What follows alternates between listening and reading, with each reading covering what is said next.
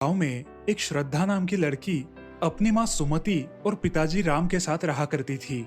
वो लोग गरीब थे, मगर उनका परिवार छोटा और खुशहाल था। श्रद्धा की एक सहेली थी जिसका नाम था सेजल। सेजल बहुत अमीर थी और उसे अपनी अमीरी पर बहुत गर्व था। उसकी माँ का नाम था सीमा और पिताजी का नाम था श्याम। श्याम पेशे से एक बहुत बड़ा व्यापारी था, इसीलिए काम के बहाने हमेशा बाहर रहा करता था। सेजल की माँ भी अपने सहेलियों के साथ हमेशा घूमने जाया करती थी। सेजल अमीर होने के कारण उसे पैसों की कोई कदर नहीं थी।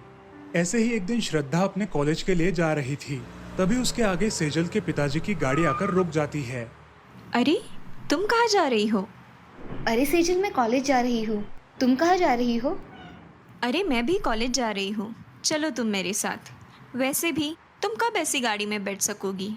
चलो। ये सुनकर श्रद्धा को बहुत बुरा लगता है। सेजल, मैं ये सब्जियाँ घर में रखकर फिर कॉलेज में आऊँगी। तुम जाओ आगे, मैं आती हूँ। जैसे तुम्हारी मर्जी, मैं तो चलती हूँ। सेजल हमेशा किसी न किसी का अपमान करते ही रहती। ऐसे ही एक दिन वो अपने घर में काम करने वाली सुषमा का उसके कपड़ों को लेकर मजाक उड़ाने लगती है। सुषमा दीदी, आपकी साड़ी कितनी फटी हुई है।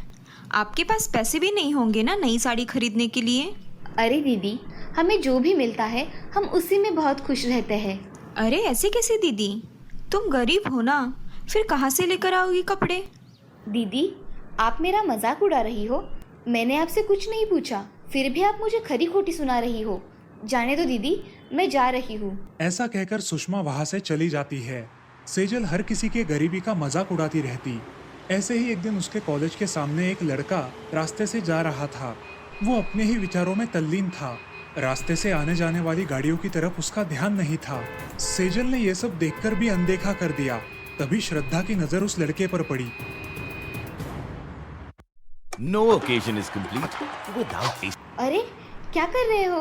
तुम्हें पता भी है अब तुम कौन सी मुसीबत में फंस सकते थे? अरे नहीं श्रद्धा, मैं ज़रा अपने विचारों में ही चल रहा था। आगे से ध्यान रखना। वो लड़का वहां से चला जाता है।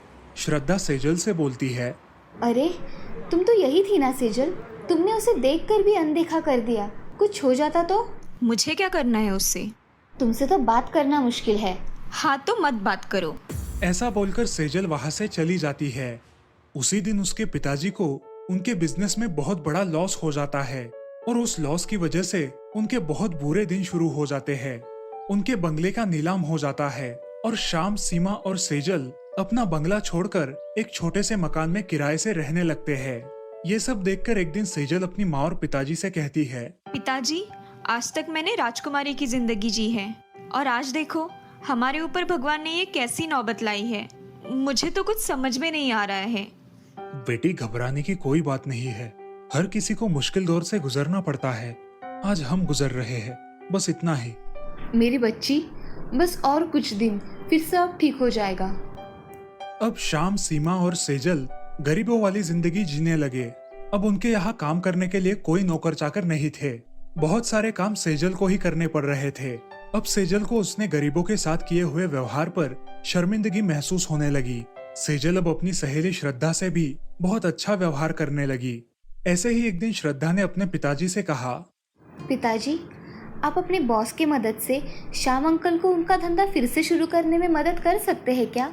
श्रद्धा, वो पहले लोगों से किस तरह से व्यवहार किया करते थे तुम्हें पता है ना? पिताजी, आप ही तो कहते हो ना कि आदमी एक बार गलती करता है मगर दूसरी बार उसे सुधारने का मौका देना चाहिए। पिताजी, हमें उनकी मदद करनी चाहिए। ठीक है, मैं अपने बॉस से बात करके देखूंगा। ठीक है पिताजी। अगले दिन राम अपने बॉस से इस बारे में बात करता है। सर, मुझे आपसे कुछ बात करनी है।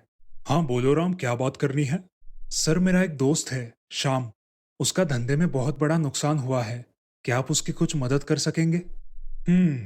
मैं उनकी मदद कर सकता हूँ, मगर मुझे उनके व्यवसाय में पार्टनरशिप चाहिए। हाँ चलेगा सर, वो ना नहीं बोलेगा। राम ये अच्छी खबर सुनाने के लिए श्याम के घर गया। अरे भाई श्याम, मैंने मेरे बॉस से तुम्हारे धंधे के बारे में पूछा। वो तुम्हारी मदद करने के लिए तैयार है, मगर उन्हें तुम्हारे धंधे में पार्टनरशिप चाहिए। क्या बात कर रहे हो तुम राम? मुझे सब शर्तें मंजूर है। ठीक है, मैं उन्हें बताता हूँ। तुम्हारा बहुत बहुत धन्यवाद राम।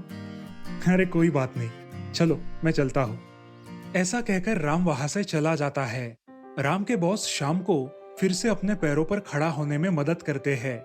कुछ ही दिनों में शाम वापस अपनी पुरानी जिंदगी जीने लगता है। अब सेजल के स्वभाव में बहुत परिवर्तन आ जाता है। वो गरीबों का मजाक उड़ाना बंद कर देती है और सबके साथ हंसी खुशी रहने लगती है। इस कहानी से हमें ये सीख मिलती है कि हमें अपनी अमीरी का घमंड नहीं करना चाहिए और सबका आदर करना चाहिए।